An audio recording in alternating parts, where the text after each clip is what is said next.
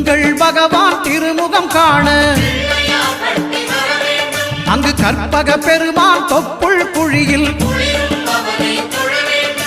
பார்க்கடல் பிறந்த சந்திர பகவான் கணபதி வயிற்றில் நிறைந்திருப்பான். எங்கள் கற்பகத்தானை கண்டவர் தமக்கு தீரா பிணிகளை தீர்த்து வைப்பான்.